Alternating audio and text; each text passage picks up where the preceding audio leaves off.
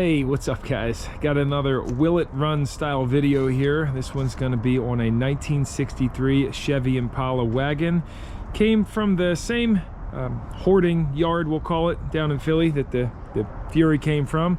And this one seems like it's been sitting for, oh geez, I guess at least 20 or 30 years. I was counting the rings on this tree growing up through the fender that's molded into it, and it's got 12 rings on it. It does roll, and I did rotate the engine. I'm told it's the original 327 engine in there. So I'll just do a quick walk around on it so you guys can see it. Now she did kind of clean the panels up a little bit to show what it would look like, and this car is actually for sale also. So if you have an offer on it after seeing this video, feel free to comment that down below, or you can find my email in the about section also. Just kind of giving you a once over before we tear in. It does have a rust hole in the hood there. Glass seems to be in pretty good shape. I think she does have the chrome for this as well. You know, good amount of rust, located just outside of Philadelphia, and hopefully this gives you a good idea of what she looks like. Let's pop open the hood. A little tight. There you go. So that hood's got some stuff in there, some rust. It does have a stainless steel battery tray, and here's a first look at the engine. I did go ahead and grab the fan, and it's not locked up, so that's great to see. It seems like it might be a runner. Everything's there. Let's take a look in the coolant. That's bone dry. Wouldn't be surprised if the freeze plugs are out of that on this one too. Power steering is bone dry. The engine oil is on the stick, not looking bad at all. I don't see any milk or nothing. And brake fluid. Really should always clean these off before you take them off. All right, we'll revisit that. And the trans also has some nice looking red ATF. Here's the interior. Seat's not in horrible shape. Oh, it's got the headliners coming down on it, and very similar setup to the Fury. In fact, the Fury's got a lot more room in it for sure. But like, just looking at this, it seems a little bit tighter.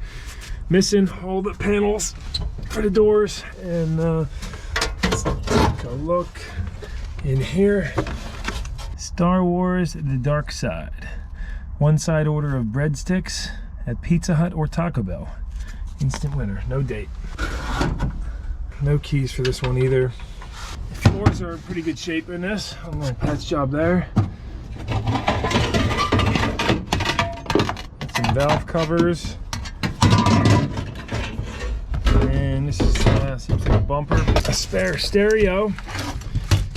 Not sure what's up with the fuel tank over here, but I assume that goes to this car. However, this one's got one in there, and yeah, it smells raunchy, but sounds bone dry. Anyway, my main job today is to see if this girl runs or not, so let's find out.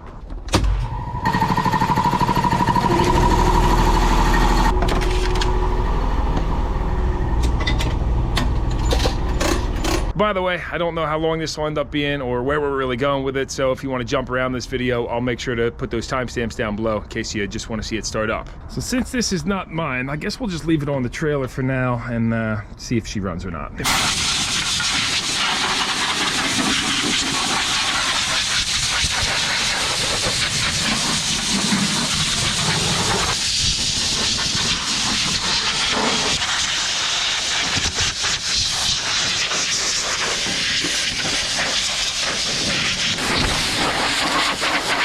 Actually, the rest of the glass is decent, but the windshield's pretty cloudy on the bottom. Here's a quick peek underneath too. Frame's actually real solid looking. You guys can probably see better than me. I'm just kind of pointing the camera down here. Trans got a little bit of leaking, but no, like this is nice looking under here. Let's check out the back too.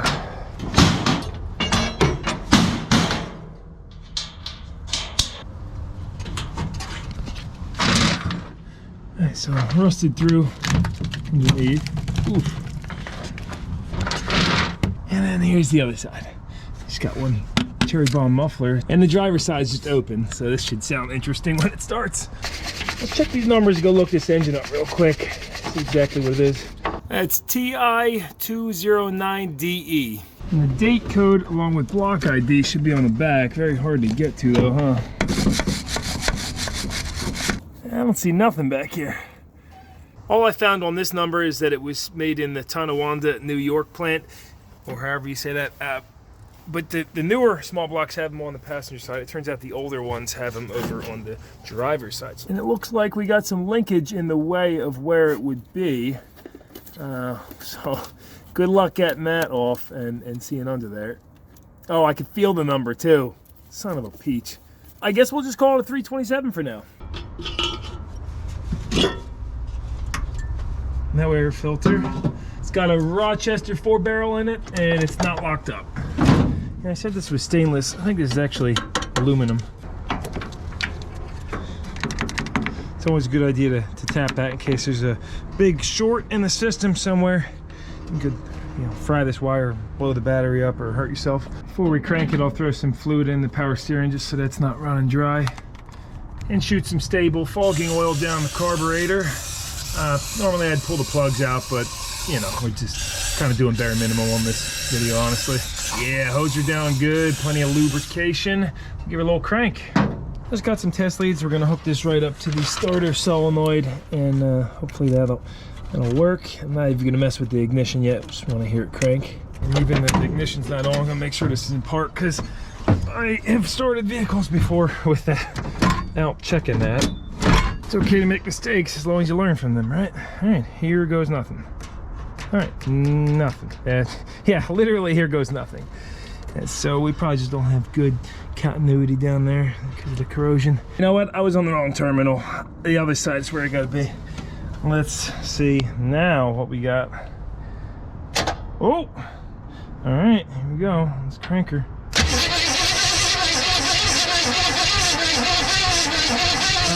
Beautiful. Sounds like a pretty decent crank. Let's get some spark now. Instead of messing with the ignition switch, I'll just run 12 volts to the hot side of the coil on the primary. And I don't get any spark at all when I hook that coil up, so it's possible that coil's bad. Or we're just not making good contact up here, because it should get some kind of power draw. We got some auto lights in there. They don't even look too old. I don't know what the story is with all these cars or why they were parked. Maybe it was just one man's, hoarding pile of cars. I'll grab a spare spark plug. Let's see, somewhere over here. There we go. Probably got a little bit too many spark plugs, but you know what? You never know. I mean, hoarding pays, like I always say. Now, real quick, guys, before it gets dark, can I just say this Impala front end looks awesome, right? Super cool looking, 1963. Kind of reminds me of like a Dr. Dre music video where they lowrider and pimp them all out. But this 65 Fury has just got the coolest front end I've ever seen. Like, I'm addicted to this thing. Every time I look out my backyard, I was originally considering selling this car, and now I'm just like, no way. I gotta put a turbo V8 in this or swap a Detroit 2-stroke diesel, something manual trans, and definitely doing a part 2 and 3 on this car, and of course probably a part 3 on the trash liner. If you haven't seen that, I'll drop a link to it. This thing's getting full of leaves too. I'm about to just take it out today and let them all blow out down the river. That'd be hilarious. This is starting to turn into a hoopty fleet. You guys ever see Hoovie's Garage? I'll get that plug grounded. Let's see. No spark. Let's see what the Electron middleman looks like. Wow, she's clean looking. Does have points though, so let's see if they're functioning. Super clean cap on it. On the coil ground side, we're hot, so that means the primary windings are good. Let's check for some ground modulation when we're cranking, because the points should ground it out. Well, all right, that didn't work. Now, I probably need, it's not doing anything, but I bet you a analog meter would be better for that. Or a test light. No, not at all. See, because the points should be sending a pulsing ground over to the ignition coil to induce current on the secondary side. And then the condenser's just here. It's like an electrical damper, as I've said it in other videos. So let's probably just out of adjustment or dirty. Let's take this thing apart. Darn it. I'm never getting that back. Yeah, these got to be cleaned out. Oh yeah, lots of corrosion on there.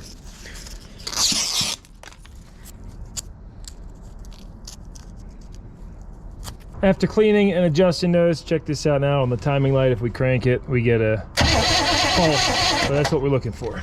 Let's see if the power probe would beep too. It doesn't beep, but I see it, the ground flashing on it. We should have spark now if the coil's good. I don't see that screw that I carelessly dropped anywhere. That's all right. I'll just grab one out of here. These things here are awesome for checking thread pitch, both metric and standard. You got the male side and then the female. Very convenient. Because, you know, man, I got like a ton of bolts I try to keep somewhat organized, and if you're ever unsure, you refer to that. And with that all back on, let's check for spark now. Here we go. Yes, we got spark. Let's fire this baby up.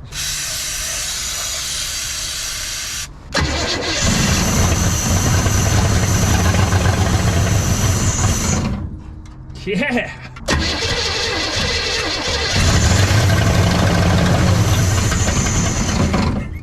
That's good enough for me. Let's get some fuel going. So this has got a mechanical pump, and the line has like 4 kinks in it. Real kinked off. Let's just hook up some gravity to it. Normally I would pull the carb off, but I guess it's kind of more fun with these videos if we do just the absolute bare minimum and see what happens. I fill it up to the line, and the carb did seem to take some fuel, so let's see if it's dumping in here. A lot of time the floats will stick. It doesn't seem to be. And sometimes the fuel needles are stuck completely closed too, so if you give it some taps, that'll break it loose.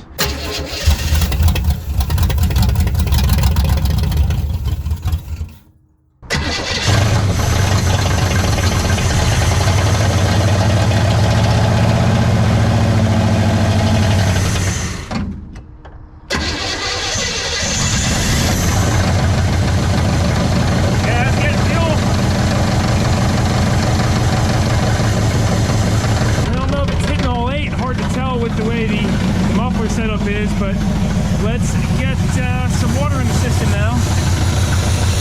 We're in the winter time, so I hate to pour water in here, but you saw what happened with the Fury last time, so we'll start with water.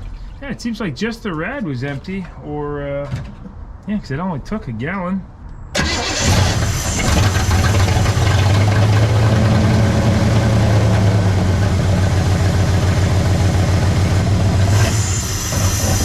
Pumper's definitely not working on it.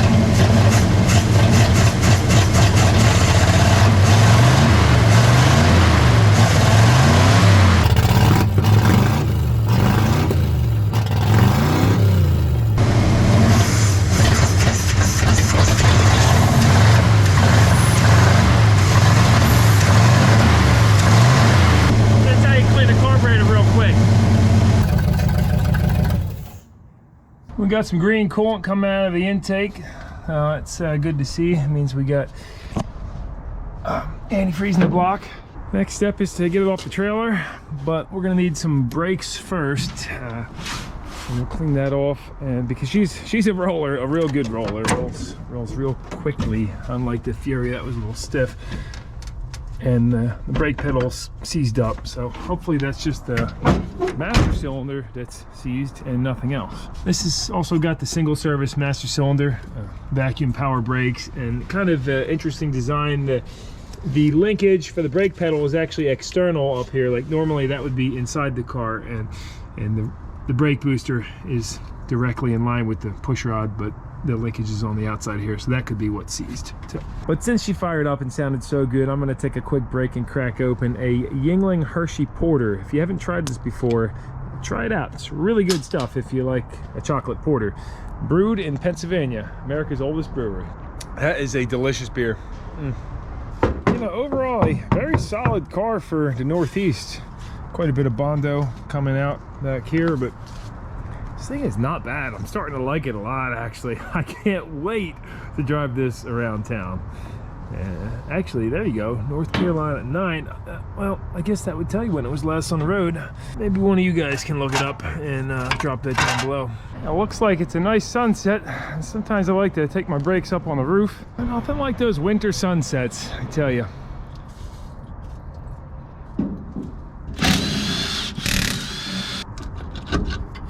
I'm willing to bet the pedal still don't move. Oh, it does. All right, so it's just the master cylinder synced up.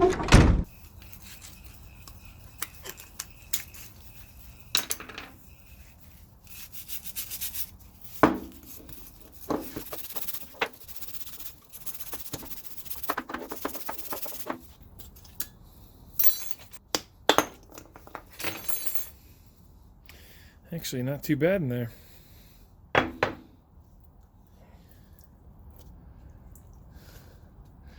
Now this thing's like a wet diaper. So this one's got an internal snap ring, and the Fury was a much better design, I tell you, because getting this out of here is a little bit harder. I think I got to get the piston to break loose first, because I can't get nothing on that. Need a good drift punch. There we go.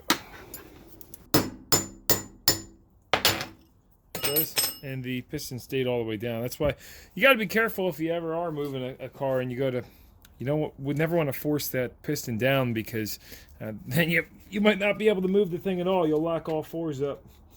Maybe it's me that's the dummy. If you look at this, there's actually a slight taper in this bore going that way. So maybe if I just put a socket and hit this, it will dislodge the ring.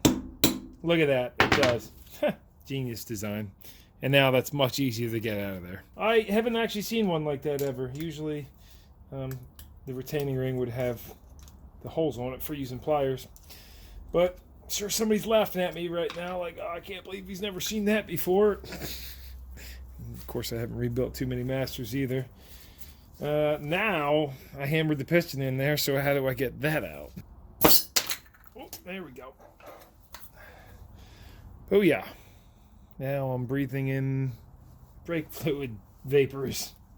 The seals look good, so I'll get this all cleaned up.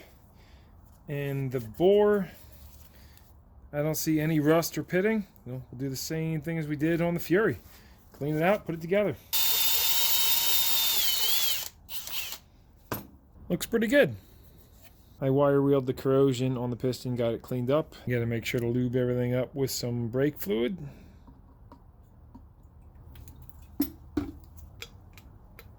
Make sure not to tear our seals. I work in the automotive industry and we don't ever rebuild these, but back when I worked in the motorcycle industry, we did, because parts were sometimes a week away or so, and they sold all the parts to rebuild these cheaply, on the cheap. But with automotive ones, you probably get this whole master cylinder for like 30 bucks. Now we can bleed it until fluid comes out of here. There we go. Very nice.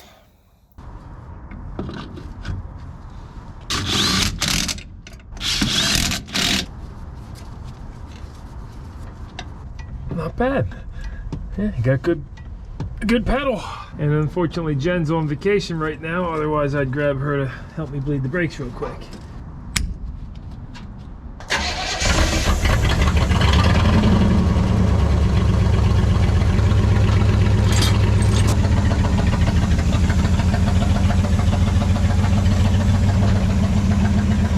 That ain't good.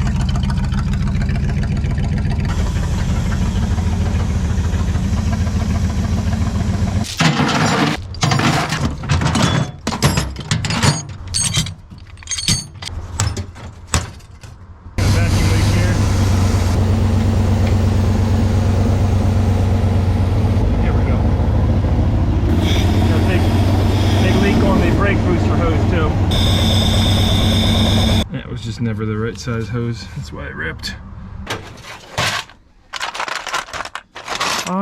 That's not gonna be the right one. It's gonna be barbed NPT is where it would be.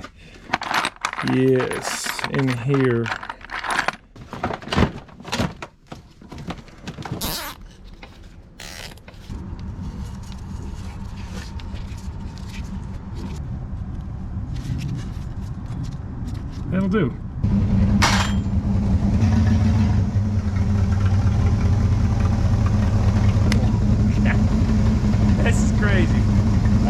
this thing was ever parked. We're even building some pressure in the cooling system a little bit. Yeah, look at that, we got flow. The green is mixed in with the water. So water pump's working. We just gotta get a better fuel system hooked up here, and I think we'll be ready to drive this tomorrow.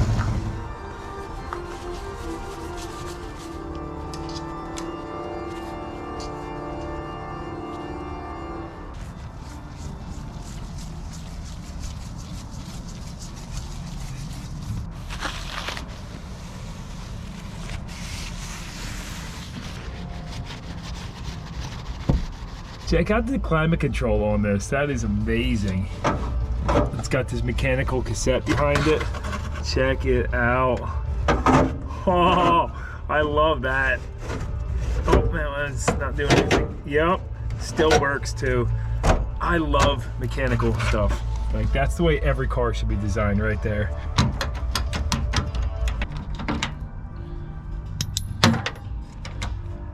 Oh, I can see the tumblers now too.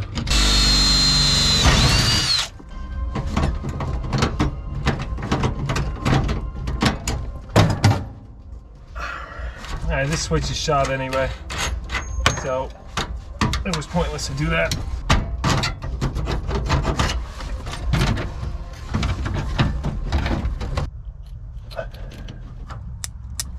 Now, why? The wire they had going to the solenoid was way too skinny, thin gauge.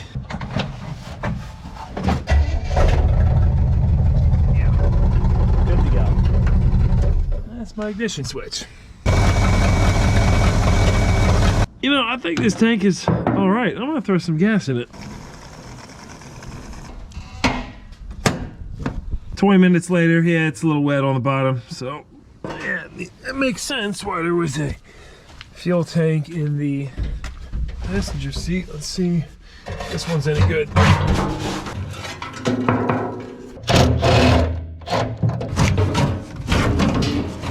Look at that fuel strap. Don't think it's factory. Pretty sure the factory one right here. This tank will do. And it turns out this tank's got a little pinhole in it too. 10 minutes later, a little damp. Let's see if the fuel pump works. Oh yeah, she's flowing good. Rusty, nice fuel. Let's find out what cylinders aren't hitting at idle. All right, that one's not hitting.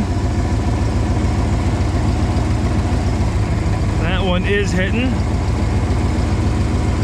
These are high voltage gloves. They work great for this. That one's hitting. And rear. So front and rear on the passenger side bank.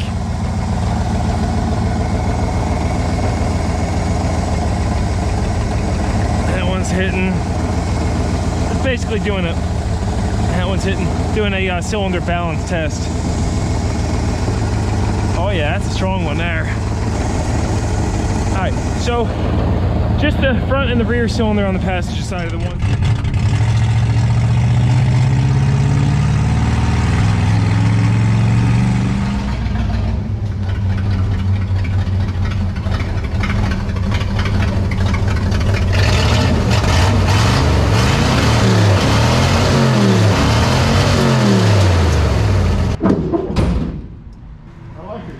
You gonna buy it?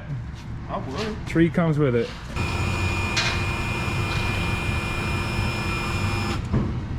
Just do a quick walk onto this car for anybody who's seriously interested in making an offer, so they have a good idea of what they're looking at. The frame is actually super solid on this rig. I mean, like, I don't see any rot anywhere on it. Of course, you got a little bit of body rot coming out. And in case you haven't noticed already, I'm not super familiar with these old vehicles, don't have a ton of experience working on them, but I haven't seen too many cars where the frame comes down to the center like that. That's interesting. It was actually, I had to put this over on the truck lift because it's so far in and I couldn't lift it on the other one. But it probably adds to a good ride going down the road because you got good flex in the center there. Anyway, I'll just keep walking here and try to be quiet for you. pan smashed in. Clearly somebody was doing maintenance on this over the years. This thing hasn't been sitting for that long, 20 years or so, but before that it was a runner driver. It's got the old school power steering on it, and drum brakes. None of the wheels are locked up. Those work good. Need some sway bar links. I shook down the front end. The tie rod ends and ball joints feel great. And yeah, I mean, these floor pans, come on, like that's I'll tell you something about this car. For a Northeast car, that's really good. You got, you know, some rot in the rockers, but you guys already seen the outside. I'm just kind of showing you underneath. Working cables even still on there. It moves. I didn't try putting the parking brake on, but certainly needs 4 hoops. These are ready to blow up. But yeah, hopefully that gives you a good idea of what it looks like underneath. New interior door handle latch, and the window crank handle is hopefully the extent of the work I'm going to have to do on this today. Oh, well, it goes down a little bit, and does it go back up? Yes, it does. Look at that. I really need to invest in a better GoPro setup. This probably looks ridiculous, I bet.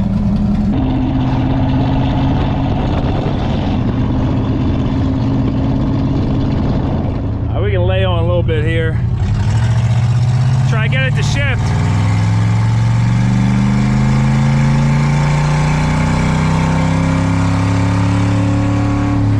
There it is, there's second gear. Woohoo!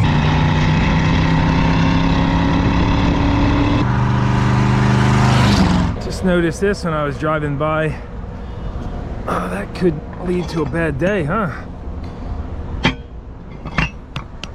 See if we can get it to whip out on us. Not quite. Oh, not quite.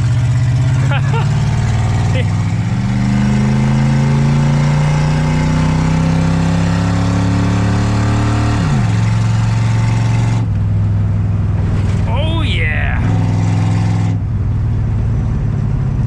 Look how good this thing stops too. All right, there's full stopping. It's probably gonna stall now too. Nah. Unbelievable. I'm basically running this thing on the accelerator pump at this point. We gotta pop that carb off and see what's going on inside the bowls.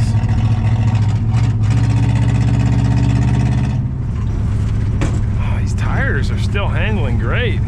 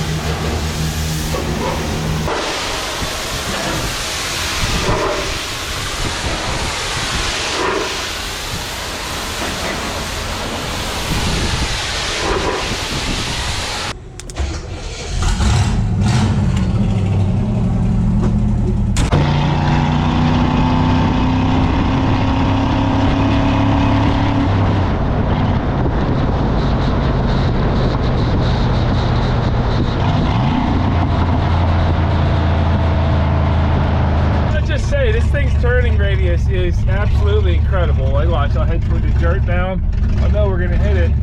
Not because we got the best turning radius ever and an engine that doesn't really run. And I'd say she looks pretty good after a pressure wash. That blue came out a little bit more, minus the dark shadow walking across it. My brother just picked up a new truck yesterday. It's a 2000 Century class with a 99 motor in it. Pre-E-log.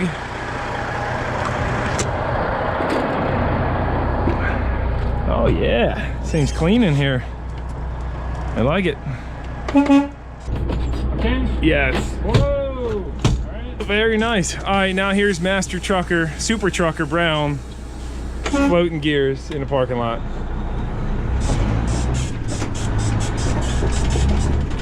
What transmission is this? It's 10 speed.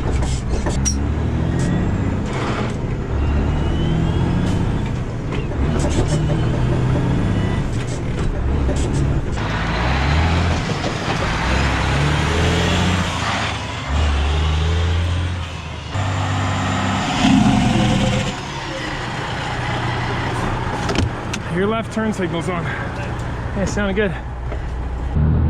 Here's the jig brake on. Now, what's up with that grind when you split?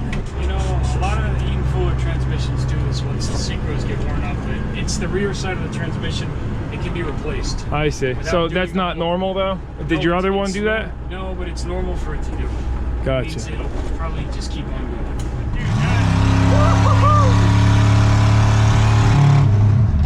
There's the next gear. Oh, I think straight pipe is awesome. It's only running like 3 cylinders. Dude, this thing will rip if it runs on all the cylinders. I know. I gotta take the carb apart. It's like I'm running it on the pumper right now.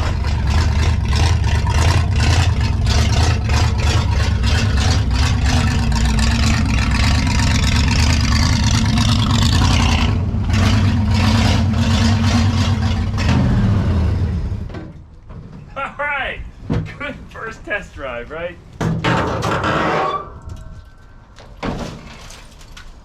All right.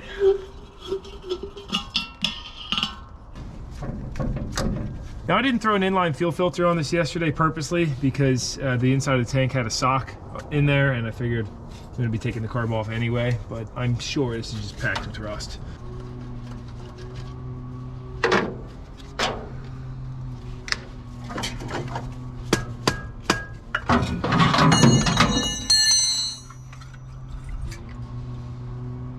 The brass floats are in nice shape on this. Yeah, it's full of rusty fuel, but it doesn't seem too dirty. Not too much crud down there.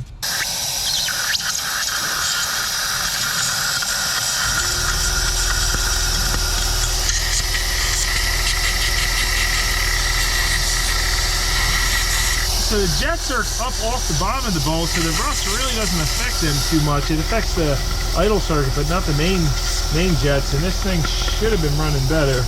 Emulsifiers are pretty clean too in this. Alright, I blew everything out, did a quick spit shine on it. Let's see what we got. So one thing I like about these Rochester carbs over the Hollies, you know, they just have the side bowls on them, and this is just way easier to work on. Got that all together. While we're cranking to prime, might as well do a compression check on these 2 cylinders. Oh, that was definitely getting fuel.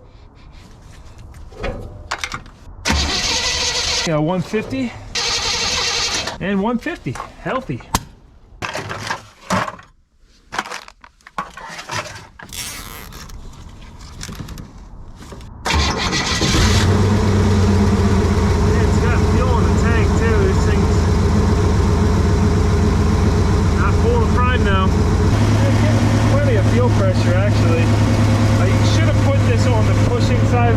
But I figured with how much rust and debris in the tank, I didn't want that all going through the pump.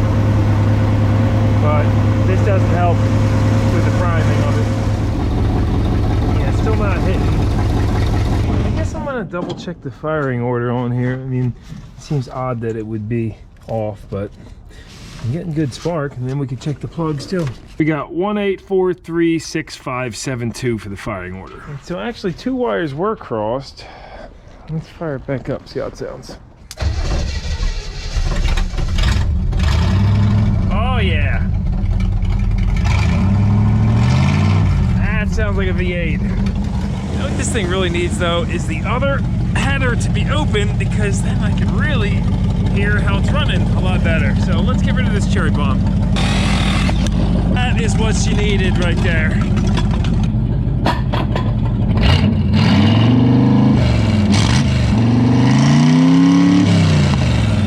Okay, now my neighbors definitely hate me. But that sounds a lot better. Definitely need some more timing. Alright, I'm happy with that. I said around 40 degrees total timing. Alright, these secondaries. I don't think this throttle linkage is actually opening up fully. Interesting. It's because the transmission linkage is preventing it from opening fully, actually. That's what's going on here. It's got some kind of other link going down to the tranny. Why don't I get rid of that for now? Okay, and with the tranny linkage off, now let's see what happens here. Oh yeah, there we go. Now That's working great. All right, so that was a problem there. There it is.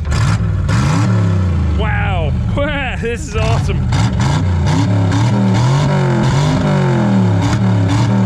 I actually just grabbed a set of plugs from Advance Auto for 25 bucks too, because I found the plug on cylinder number 8 was like randomly not misfiring. It was very intermittent, and I pulled it out, and sure enough, yeah. So I don't know what's up with that, but I swapped it between a few. I hate to go with auto lights again after seeing what happened with this one. I mean, it's really rare that you see a spark plug go bad, from my experience. But that was all they had in stock, and they were also the cheapest. Gotta gap these two, so I'll go with like probably 35 thou on these. And they were all exactly where they needed to be without any adjustment. Just noticed this one's already rusting pretty good right here. Good old auto lights. NASCAR performance. Usually that's not a good sign, kind of like Fram filters. In fact, I bet you these are made by the same company because of the orange. These ignition wires have just been chafing against the steering shaft too. I suppose I should tie those up out of the way. Got those all in, and by the way, I did end up relocating the fuel filter to the pushing side of the pump because it didn't seem like it was pulling a good prime. Wow, look how much this rust is already in there.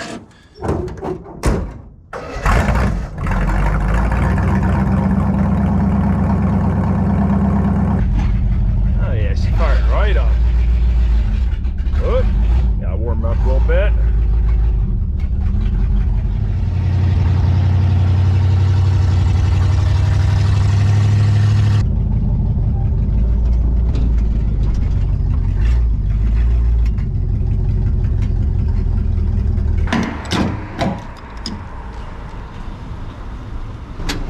I gotta get a cup holder in this thing, huh?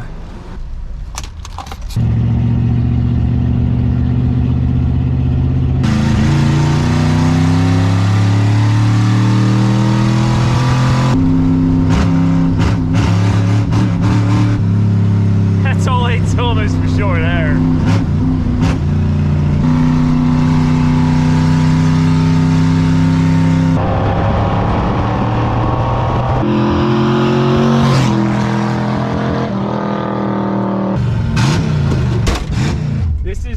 Potential buyer that say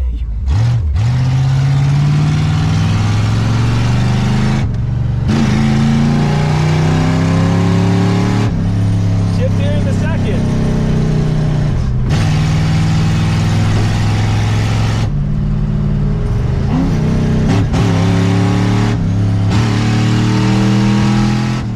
Woo! Well, I'll tell you, I love everything about it. Buddy, we got a deal. Alrighty, got yourself a new Impala, man. The car is for sale if anybody wants it. We're not beating on it too hard, just having a little fun. Just sounds like we're beating on it because it has no mufflers.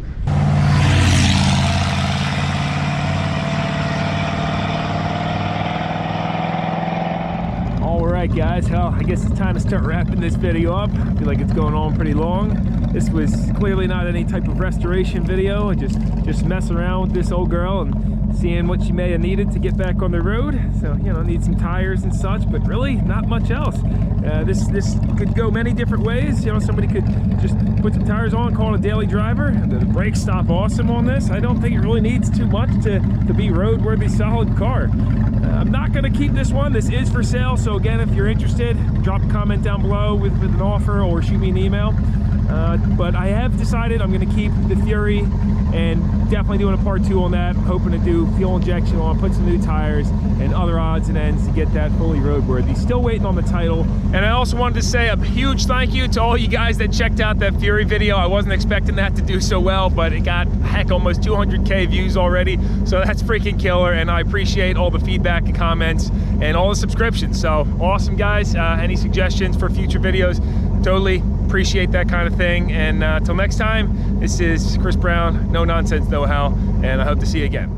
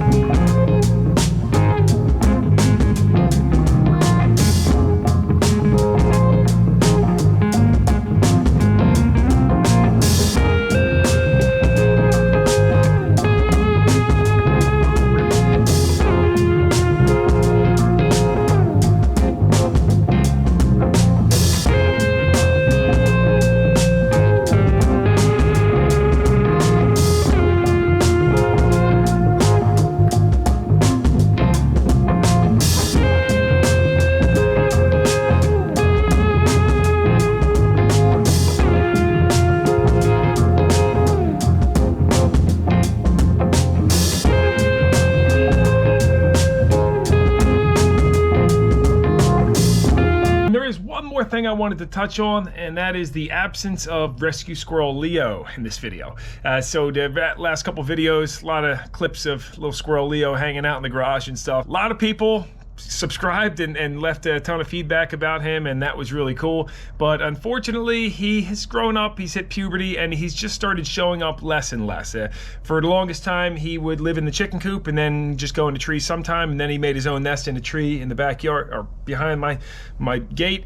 And I think he had some territory issues back there, because I saw the other squirrel and him fighting and such, and you know, I don't know, we're gonna say he's living happy somewhere. Whether he made it or not, I think it's a great success story. He got to live a good life, probably better than a lot of squirrels do. And really, in the wild, squirrels don't have that high of a survival rate. I was looking it up, they're actually like, I think 1 out of 3 make it through their first winter, if I remember that right.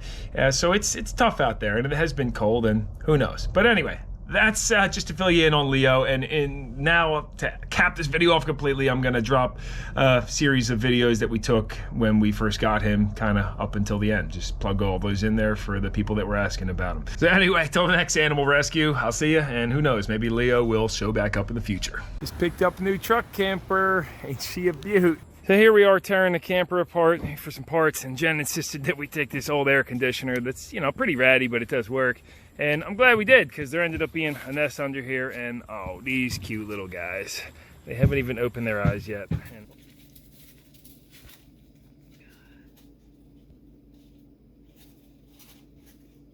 all right, so everybody got some milk, and now it's time for nap. They are sleeping sound together. Unfortunately, only one of them survived. I think they were severely dehydrated, and well, that's a whole story on those. But this is Leo. He still hasn't opened his eyes yet. We did get, you know, a heating pad for them, so we keep that just over 100 degrees. We've been checking their weight, and unfortunately, a few days after the other two, they didn't make it. So anyway, for him, we've been tracking his feeding, and every 4 hours he gets 3 cc's of this puppy milk replacer, the powder stuff, and I just gave him 2, so he gets kind of lethargic. But yeah, that's how he's doing. That's how he looks. He's very healthy. I'll give him just a little bit more so you can see him eating. Once he sees this nipple, oh, he just goes crazy for it. Or once he feels the nipple, he can't see actually. So yeah, that's Leo. He's a little cutie, and unfortunately his brother and sisters are no more. All right, Leo's first time in the grass. Hasn't even opened his eyes. Let's see what he thinks of it. Oh, he doesn't want to leave the hand. He's like, oh my gosh, what is this? What is this? He can feel it, he can smell it, but he can't see it.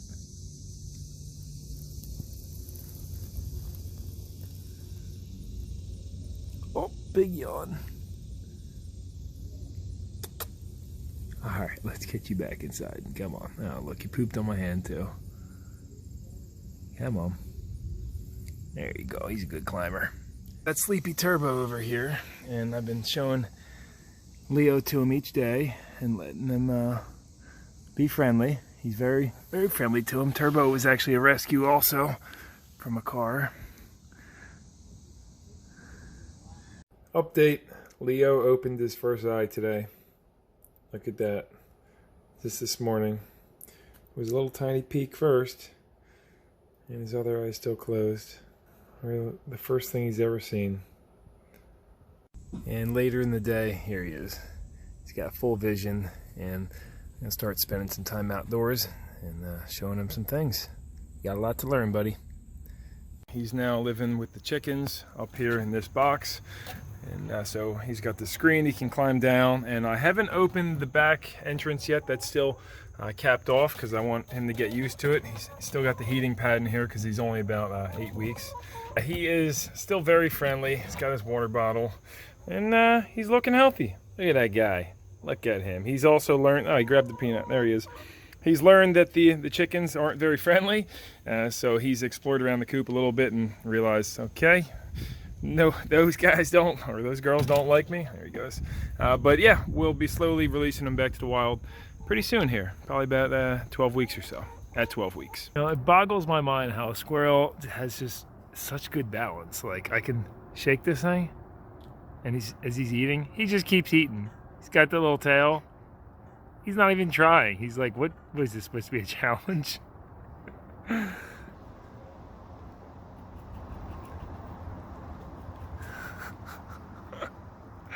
He's such a good little squirrel.